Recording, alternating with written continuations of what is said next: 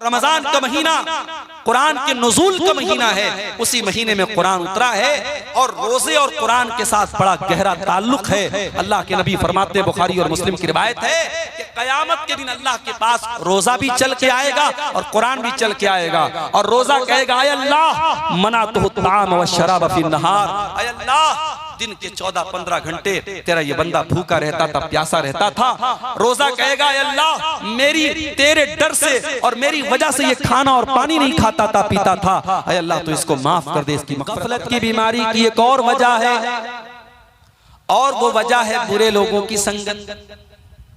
जब आप बुरे लोगों के साथ रहेंगे, गंदे लोगों के साथ रहेंगे, धीरे धीरे आपके ऊपर भी उनका असर पड़ेगा। आप बेनमाजियों के साथ उठेंगे बैठेंगे, आपको भी नमाज के मामले में आप ढीले हो जाएंगे। सिगरेट पीने वालों के साथ आप उठेंगे बैठेंगे, आपको सिगरेट से जो नफरत होनी चाहिए वो नफरत नहीं होगी।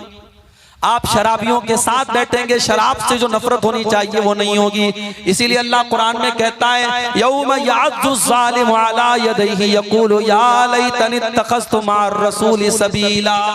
कयामत के दिन जालिम इंसान अपने हाथ को काटेगा और कहेगा, ऐ काश मैंने रसूल का रास्ता इख्तियार किया होता। या वैलता लैतनी लम अत्तखिज़ फुलानन खलीला, ऐ काश मैंने फलां को अपना साथी न बनाया होता, ऐ काश मैंने फलां को अपना साथी न बनाया होता। लक़द अदल्लनी यानी ज़िक्री बाद इज़ जाअनी, उसने अल्लाह के जिक्र से मुझको गाफिल कर दिया।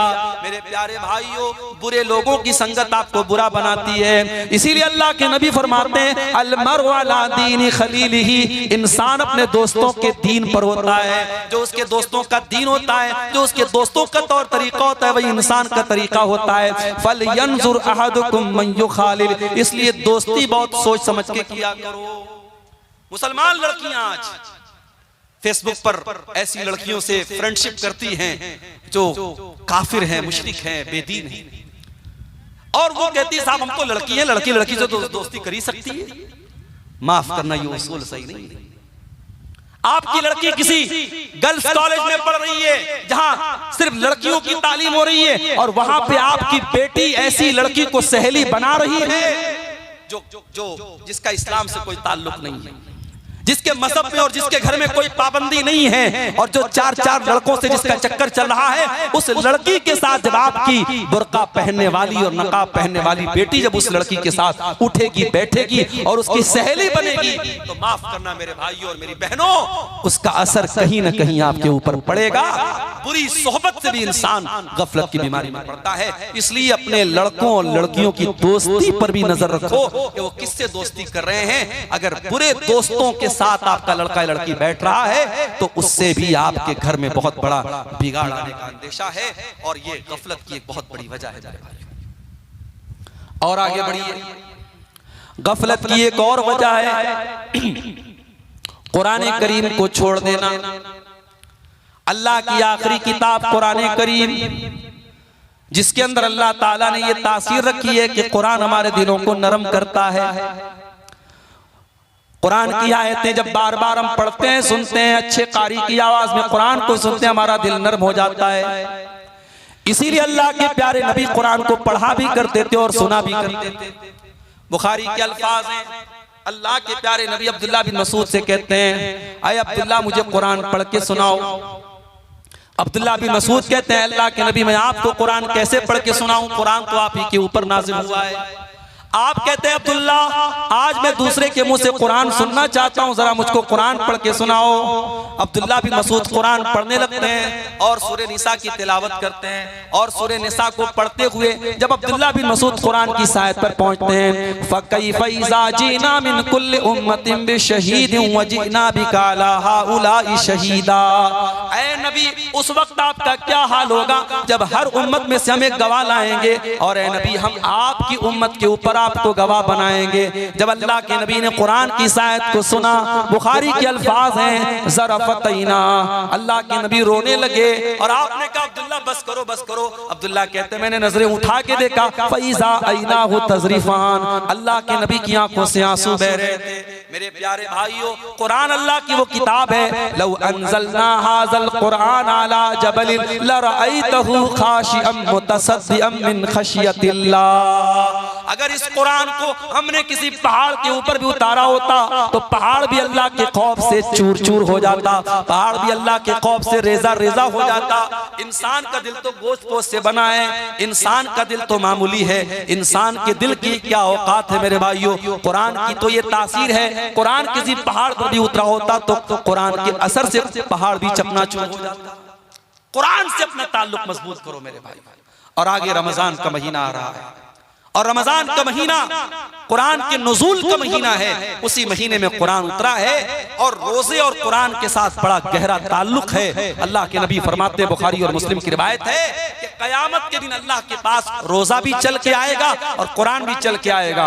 और रोजा कहेगा, आय अल्लाह मनातहु ताम व शराब फी नहार, आय अल्लाह दिन के 14-15 घंटे तेरा ये बंदा भूखा रहता था, प्यासा रहता था। रोजा कहेगा, अल्लाह मेरी तेरे डर से और मेरी वजह से ये खाना और पानी नहीं खाता था, पीता था, अय अल्लाह तो इसको माफ कर दे, इसकी मग़फ़िरत कर दे। और कुरान कहेगा, मनातहु नौम बिल्लैल, अय अल्लाह दुनिया रात में सोई रहती थी, दुनिया रात में ऐश करती थी, अय अल्लाह तेरा ये बंदा रातों को उठ करके कुरान पढ़ा करता था, तहज्जुद में कुरान पढ़ता था, तिलावत करता था कुरान की। कुरान हमारे लिए सिफारिश करेगा।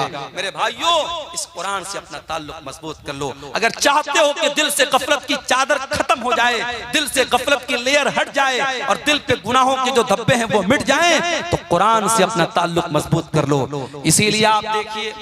इसीलिए आप देखिए कि कुरान में अल्लाह कहता है, फला यतदब्बरूनल कुरान माला कुलूबिन अक़फ़ालुहा। जो लोग कुरान के ऊपर गौर नहीं करते उनके दिलों के ऊपर ताले लग जाते हैं। मोबाइल में आप देखिए, जब मोबाइल में लॉक लग जाता है तो जब तक आप पासवर्ड नहीं डालेंगे लॉक नहीं खुलेगा, पैटर्न लॉक नहीं डालेंगे मोबाइल का लॉक नहीं खुलेगा। दिल भी लॉक हो चुका है हमारा, और दिल के लॉक को खोलने का अगर कोई तरीका है तो कुरान करीम है मेरे प्यारे साथियों। इसलिए कुरान से अपना ताल्लुक मजबूत करो। और कुरान को सिर्फ जो हाफिज हैं उनको नहीं पढ़ना है, कुरान को हर एक को पढ़ना है। अगर आप कुरान अटक अटक के पढ़ते हैं, कुरान जो है महारत के साथ नहीं पढ़ पाते हैं, कुरान पढ़ते वक्त अगर आपकी जबान अटकती है, अटक अटक करके पढ़ने वाले को डबल सवाब मिलेगा। कुरान आप समझ करके नहीं पढ़ पा रहे हैं, सिर्फ कुरान का अरबी मैटर पढ़ रहे हैं, कुरान का अरबी टेक्स्ट पढ़ रहे हैं, उस पर भी आपको सवाब मिलेगा। समझ के पढ़े बहुत अच्छी बात है, बगैर समझे भी अगर आप कुरान को पढ़ रहे हैं तो अल्लाह के नबी फरमाते हैं कि एक हर पर 10 नेकी मिलेगी। मेरे भाइयों, आज कुरान से हम दूर हैं और हालात ये हैं कि हमारा नौजवान 1 घंटे के लिए मोबाइल के बगैर नहीं रह सकता है। 1 घंटा अगर मोबाइल की बैटरी खत्म हो जाए बेचैन हो जाता है, न जाने किसकी कॉल आई होगी, न जाने किसका मैसेज आया होगा, न जाने कौन कौन मुझको याद कर रहा होगा। जरा सोचो मेरे भाइयों, अगर आपका कोई दोस्त, बड़ा खास दोस्त आपको मैसेज करता है और आप व्हाट्सएप खोल रहे हैं, सारे लोगों के मैसेज देख रहे हैं और उस दोस्त का मैसेज आप ओपन नहीं कर रहे हैं, खोल नहीं रहे हैं, आपका दोस्त आपसे मिलेगा, कहेगा यार तू दोस्त है कि दुश्मन है, जब तू मेरा मैसेज नहीं देख रहा है, तुझे मेरी कोई फिक्र नहीं है। वो दोस्त आपसे दोस्ती खत्म कर देगा, ताल्लुक खत्म कर देगा। मेरे भाइयों, कुरान भी अल्लाह का आखिरी मैसेज है, अल्लाह का आखिरी पैगाम है, हाज़ा बलागुल लिन्नास, और अल्लाह का ये मैसेज हम सब के लिए है। और हम कितने बड़े बदनसीब है, आज कुरान से हम दूर है। कितने लोग तो ऐसे हैं रमजान में कुरान उठाते हैं तो फिर साल के 11 महीने कुरान को छूने की वो कोशिश भी नहीं करते। मेरे भाइयों, कुरान करीम की तिलावत को अपनी जिंदगी का मामूल बनाओ। गफलत की बीमारी से अगर बचना है तो ये काम भी हमें करना पड़ेगा। इसी तरीके से मेरे भाइयों, एक और चीज है जो हमें गफलत की बीमारी में डाल रही है, और वो है नमाज के मामले में लापरवाही। नमाज के मामले में जब आप लापरवाही करेंगे तब भी आपके दिल पे गफलत की चादर चढ़ जाएगी, इसलिए कि नमाज कौन छोड़ता है। कुरान करीम में अल्लाह ने बयान किया सूरह मरियम के अंदर, फखलफ मिन बादिहिम खल्फुन अज़ाउस सलाता वत्तबउश शहवाति फसौफ यल्कौन गय्या। नमाज को तो वही लोग छोड़ा करते हैं जो ख्वाहिशात के पैरोकार होते हैं, जो शहवतों की पैरवी करते हैं, जो अल्लाह के फरमा बरदार नहीं होते बल्कि अपनी शहवतों के फरमा बरदार होते हैं। इसीलिए बाज़ नौजवान जब हमसे पूछते हैं कि मौलाना कोई ऐसा तरीका बताइए कि हम बहुत सारी नफसानी ख्वाहिशात से बचने लगे, बहुत से हमारे नौजवान भाई होते हैं मोबाइल की गंदी आदतों में, मोबाइल में गंदी चीजों को देखने की आदत पड़ गई या किसी किस्म की बुरी आदत पड़ गई, उसका तरीका पूछते हैं। कुरान करीम की आयत की रोशनी में एक नुस्खा आपको बता रहा हूं, कभी इसको ट्राई कीजिएगा, आजमाइएगा मेरे भाइयों मेरी बहनों। अगर आपको ये लगता है कि आप अपनी ख्वाहिशात पर कंट्रोल नहीं कर पा रहे हैं तो कुरान करीम की आयत हमें सबक दे रही है कि नमाज की पाबंदी करो। इसलिए कि जो इंसान नमाज नहीं पढ़ता है, जिसकी जिंदगी में नमाज के लिए शेड्यूल नहीं है, नमाज के लिए टाइम नहीं है, उस इंसान की जिंदगी ख्वाहिशात से घिर जाती है, वो ख्वाहिशात का पैरोकार हो जाता है। और इसीलिए अल्लाह कह रहा है फखलफ मिन बादिहिम खल्फुन अज़ाउस सलाता, ऐसे नालायक लोग आ गए नबियों के बाद जिन्होंने नमाज के मामले में लापरवाही की और जब नमाज को छोड़ दिया, वत्तबउश शहवात, अपनी शहवतों के पैरोकार हो गए, फसौफ यल्कौन गय्या, और ऐसे लोग जहन्नम में डाले जाएंगे। इसीलिए अल्लाह कुरान के 21वें पारे के शुरू में कहता है अक़िमिस सला, नमाज कायम करो, इन्नस सलाता तन्हा अनिल फ़ाहशाई वल मुनकर, बेशक नमाज बेहयाई से रोकती है। नमाज के मामले में लापरवाही मत करो। आज माशाअल्लाह गांव-गांव मस्जिदें बन गई हैं, मस्जिदें बन गई हैं, मगर मस्जिदों को आबाद करने वाले लोग नहीं हैं। शायर कहता है मस्जिद तो बना ली शब भर में ईमान की हरारत वालों ने, मस्जिद तो बना ली शब भर में ईमान की हरारत वालों ने, मन अपना पुराना पापी था बरसों में नमाजी बन न सका। मेरे भाइयों, शानदार मस्जिदें तामीर करने से काम नहीं चलेगा, मस्जिदों को नमाजियों से आबाद किया जाता है। नमाज की जब तक आप पाबंदी नहीं करेंगे और अपने घर में भी आप नमाज का माहौल पैदा करो, आप अपनी बीवी बच्चों को भी नमाज का पाबंद बनाओ। और कुरान करीम में अल्लाह ताला ने अपने नेक बंदों की एक दुआ बयान की कि अल्लाह के नेक बंदे दुआ करते हैं रब्बना हब लना मिन अज़वाजिना व ज़ुर्रियातिना कुर्रत आयुन, ऐ हमारे परवरदिगार हमारे बीवी बच्चों को हमारी आंखों की ठंडक बना दे, वजअलना लिल मुत्तकीना इमामा, और अल्लाह हमें तो मुत्तकियों का इमाम बना दे। एक बाप के लिए उसके बच्चे कब आंखों की ठंडक बनेंगे, एक शौहर के लिए उसकी बीवी कब आंखों की ठंडक बनेगी? जब शौहर की बीवी नमाजी होगी, जब बाप का के बच्चे नमाजी होंगे। इसीलिए अल्लाह के नबी फरमाते हैं तुम्हारे बच्चे 7 साल के हो जाएं तो नमाज का हुक्म दो, और 10 साल के हो जाएं और नमाज ना पढ़े तो उनकी पिटाई करो। मेरी माँ, जब आप मसल्ले पर खड़ी होकर के नमाज पढ़ें तो अपनी 10 साल की बेटी को भी अपने साथ खड़ी करें। और इसीलिए मैं गांव-गांव एक बात की तबलीग करता हूँ। आपके झारखंड के कई इलाकों में मैं गया, देखा शानदार मस्जिद कायम है, अहले हदीसों की बस्ती है, लेकिन मस्जिद में जुमा में औरतों का इंतजाम नहीं है। मैं बड़ी ताकीद के साथ कहता हूँ हालात बहुत खराब हो चुके हैं मेरे भाइयों, हालात बहुत खराब हो चुके हैं। आप देखें, खबर आपने सुनी होगी, हमारे उत्तर प्रदेश के बरेली शहर में 8 साल तक मदरसे में पढ़ने वाली लड़की फेसबुक पर एक गैर मुस्लिम लड़के से दोस्ती करती है और उसके बाद उसके जाल में फंसती है, उससे शादी करती है और हिंदू मजहब में दाखिल हो जाती है, इस्लाम को छोड़ देती है। 8 साल तक मदरसे में पढ़ने वाली लड़की का यह हाल है। हमारी कौम आज कहां जा रही है मेरे भाई? हमारी और आपकी बच्चियां आज इस्लाम को छोड़ करके मुर्तद हो रही हैं। शायद पूरी इस्लामी तारीख में ऐसा बदतरीन दौर नहीं देखा गया था मेरे भाइयों। हमें मारा तो गया, हमें काटा तो गया, हम पर जुल्म तो हुए, मगर हमारा ईमान इस कदर कमजोर हो जाए कि हमारी बच्चियां, हमारी कौम की बहनें, हमारी कौम की बेटियां आज फेसबुक और इंस्टाग्राम पर किसी के आई लव यू पर और किसी की मोहब्बत भरे जुमलों पर फिदा होकर के अपने दीन को खैर बात कह दे, अपने मजहब को छोड़ दे, अपनी तौहीद को छोड़ दें। इतना बदतरीन दौर हमने कभी नहीं देखा था मेरे भाइयों। इसका मतलब ये हुआ कि कहीं ना कहीं पानी मर रहा है, कहीं ना कहीं हमसे कोताही हो रही है और कहीं ना कहीं हमने अपनी बच्चियों और अपनी बेटियों की तरबियत जैसी करनी चाहिए थी वैसी नहीं की है। माफ करना मेरे भाइयों, साल में एक जलसा हो गया, घर की औरतों को, लड़कियों को आप लेके चले आए, इससे काम नहीं चलेगा, इससे काम नहीं चलेगा। ये तरबियत के लिए काफी नहीं है।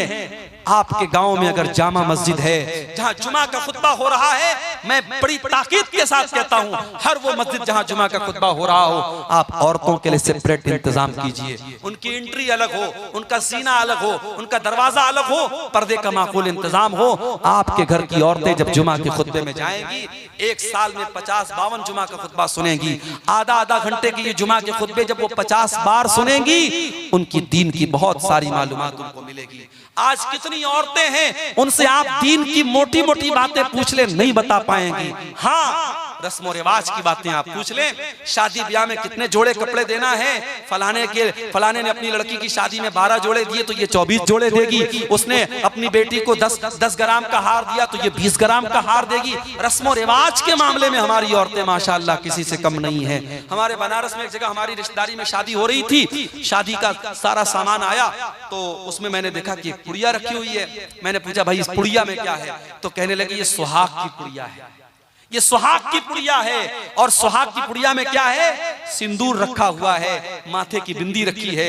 मुसलमान औरत के भी आज शादी के मौके पे सिंदूर और बिंदी उनके यहाँ चल रहा है। मैंने फौरन मना किया और समझाया कि ये इस्लाम का इससे कोई ताल्लुक नहीं है। इस्लाम में औरत के सुहाग की कोई जिस्मानी निशानी नहीं है। औरत का के निकाह की एक ही निशानी है, शौहर के दिल में उसकी मोहब्बत, बस। कोई बिंदी, कोई सिंदूर, कोई मंगलसूत्र, ये इस्लाम में कोई सुहाग की निशानी नहीं है। आज ये शिरकिया और जाहिलाना चीजें हमारी माओ बहनों के अंदर आई हैं।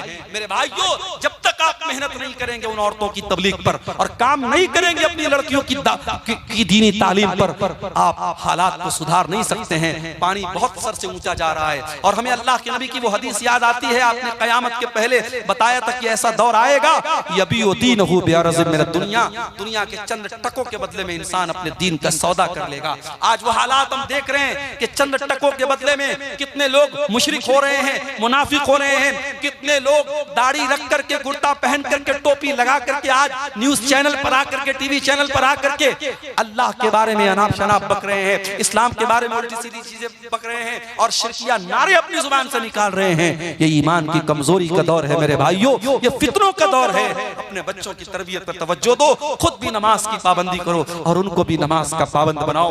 याद करो इब्राहिम खलीलुल्लाह को, जब अपने लख्त जिगर इस्माइल को और अपनी बीवी हाजरा को जब मक्का में छोड़ के जा रहे थे, और वो मक्का कोई आज का मक्का नहीं था जहाँ इतना बड़ा टावर, क्लॉक टावर मौजूद है और बड़ी बड़ी बिल्डिंगें मौजूद है। वो मक्का ऐसा मक्का था कि बेआब हो गया सरजमीन थी, न पानी का एक कतरा था, न अनाज का एक दाना था। उस मक्का में जब छोड़ के जा रहे थे, इब्राहिम क्या दुआ करते हैं, और रब्बना इन्नी अस्कंतु मिन ज़ुर्रियती बिवादिन गैरि ज़ी ज़रइन इंद बैतिकल मुहर्रम रब्बना लियुक़ीमुस्सलाह।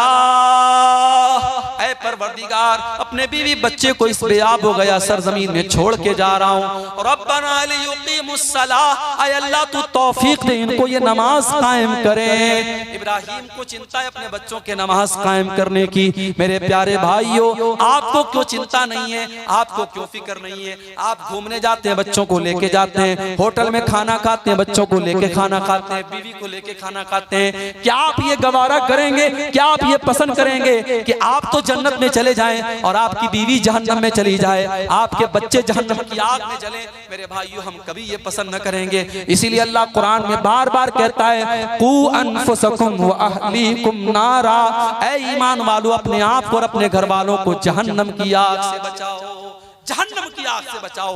जिस परिवार से आप मोहब्बत करते हैं उसे जहन्नम की आग में जलता हुआ नहीं देख सकते। इसीलिए जब आप रात में तहज्जुद के लिए उठे तो अपनी मोहतरमा को भी उठाएं कि चलो उठो तुम पढ़ो। और मैं अपनी माओ से कहना चाहता हूँ, बहुत सी औरतें होती हैं रात में तहज्जुद पढ़ती हैं लेकिन शौहर को कभी नहीं उठाती हैं। अल्लाह के नबी फरमाते हैं, रहीमल्लाहु रजुलन क़ाम मिनल लैल, अल्लाह ताला की रहमत नाजिल होती है उस इंसान के ऊपर जो रात में उठ करके तहज्जुद पढ़ता है। वो आई कज़म और अपनी बीवी को उठाता है। अगर बीवी इनकार कर देती है, अपनी बीवी के चेहरे पर पानी छिड़क करके उसको उठाता है। और अल्लाह ताला की रहमत नाजिल होती है उस औरत के ऊपर जो रात में उठ करके तहज्जुद पढ़ती है और अपने शौहर को भी उठाती है। मेरी प्यारी माँ और बहनों, ऐसी बीवी बनो जो शौहर के दीन में उसकी मदद करे। शौहर के अंदर कोई गलत आदत है उसको छुड़ाने वाली बनो। इसीलिए जब अल्लाह के रसूल से पूछा गया कि बेहतरीन औरत की निशानी क्या है, आपने 3 चीजें बताई। पहली चीज अल्लती तसुरहु इज़ा नज़र, जब शौहर देखे तो खुश हो जाए। दूसरी चीज वो तुतीहु इज़ा अमर, जब शौहर कोई बात कहे तो माने।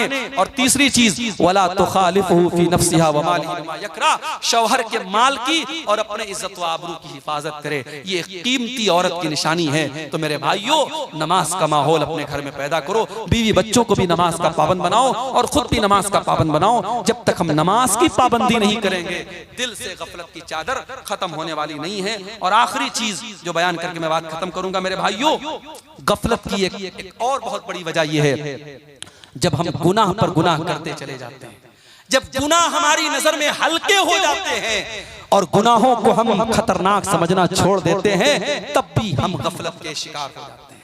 याद रखो मेरे भाई, गुनाह गुनाह है, चाहे वो गुनाह छोटा हो चाहे वो गुनाह बड़ा हो। कभी गुनाहों को हकीर मत जानो और अपने आप को गुनाहों से बचाने की कोशिश करो। अल्लाह के नबी फरमाते हैं, इय्याकुम व मुहक्करातिज़्ज़ुनूब, ऐसे गुनाहों से बचो जिनको लोग हकीर समझते हैं। छोटे छोटे गुनाह होते हैं लेकिन इकट्ठा होकर के इंसान को हलाक कर देते हैं। इसीलिए अल्लाह के नबी फरमाते हैं, जब बंदा कोई गुनाह करता है उसके दिल पर एक काले रंग का धब्बा डाल दिया जाता है। बंदा अगर तौबा कर लेता है, माफी मांग लेता है अल्लाह से, वो धब्बा मिटा दिया जाता है। और अगर बंदा तौबा नहीं करता है, फिर से गुनाह करता है, तो वो काले धब्बे बढ़ते चले जाते हैं, हत्ता तालु क़ल्बहु, यहाँ तक कि उसके दिल पे छा जाते हैं। माफ करना मेरे भाइयों, आज मोबाइल के इस दौर में गुनाह करना आसान हो गया है। आज इस दौर में ज़िना करना आसान है, इस दौर में बेपर्दा होना आसान है, इस दौर में हराम कारोबार करना आसान है। और गुनाहों का आसान होना भी बहुत बड़ी आजमाइश है मेरे भाइयों। जिस दौर में गुनाह आसान हो जाए, उस दौर में अपने दामन को गुनाहों से बचाना ये जिहाद से कम नहीं है। इसीलिए अल्लाह के नबी ने फरमाया था, बदाल इस्लाम गरीबा, इस्लाम जब शुरू हुआ था तो अजनबी था, वसयऊदु कमा बदा गरीबा, और एक ऐसा दौर फिर से आने वाला है जब इस्लाम पर अमल करने वाले अजनबी बन जाएंगे। इस्लाम पर अमल करना लोहे के चने के चबाने जैसा हो जाएगा। इस्लाम पर अमल करना हाथों में अंगारे लेना जैसा हो जाएगा।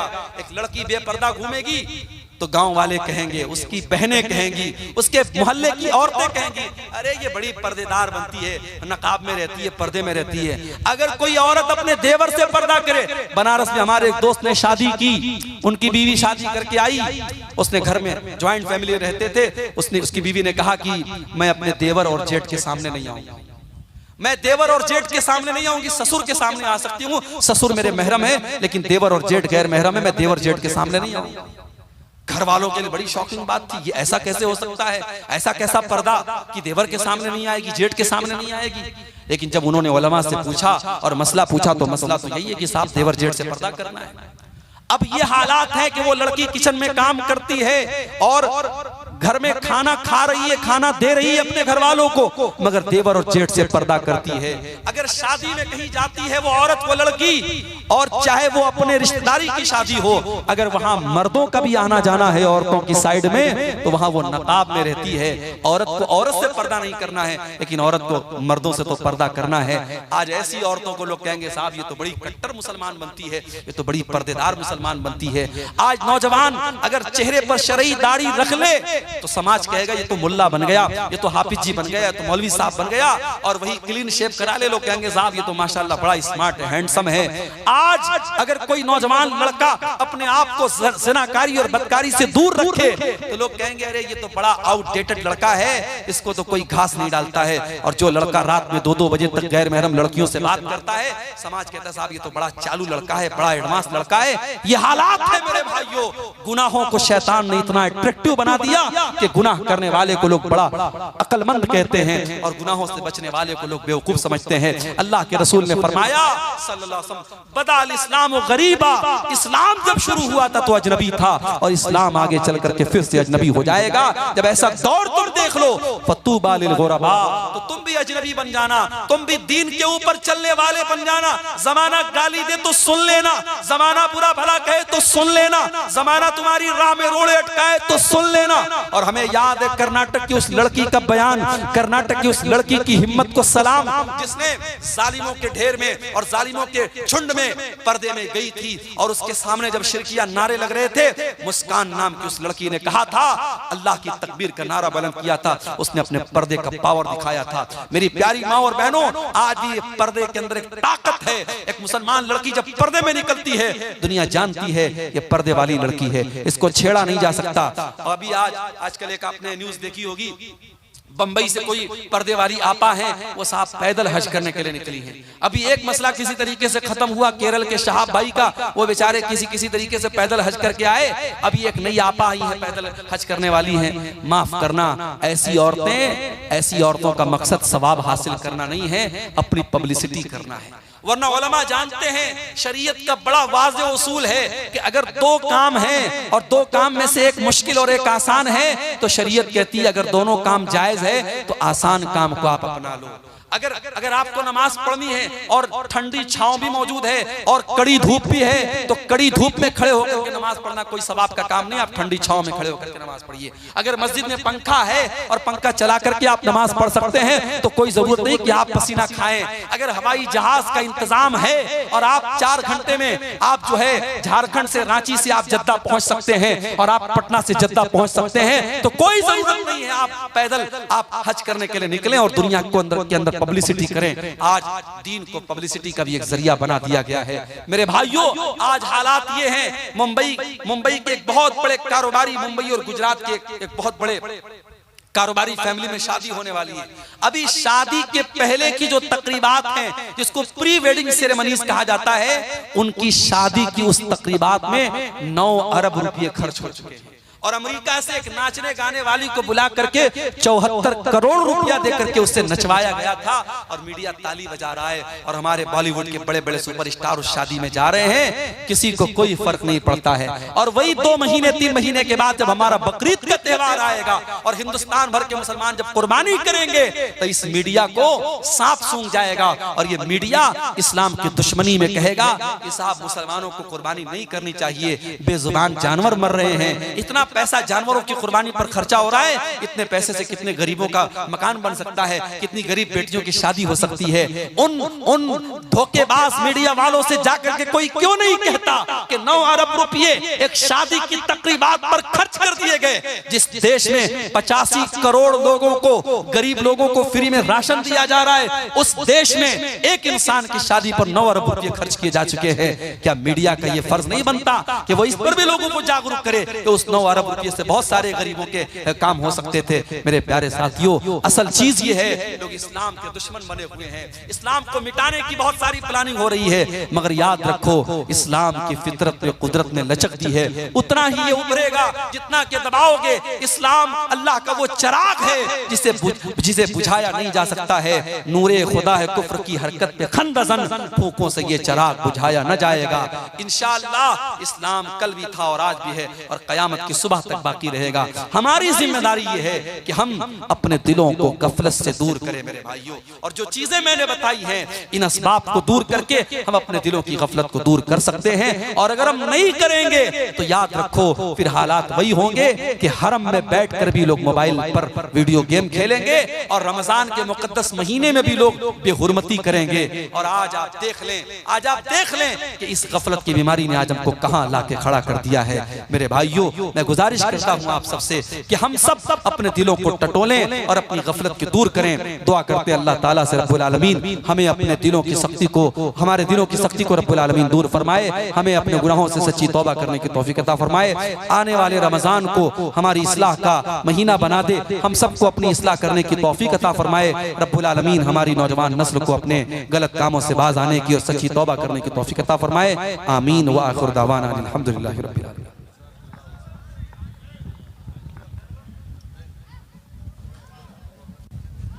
अस्सलामु अलैकुम रहमतुल्लाहि व बरकातुहू। हजरात बैठे रहे।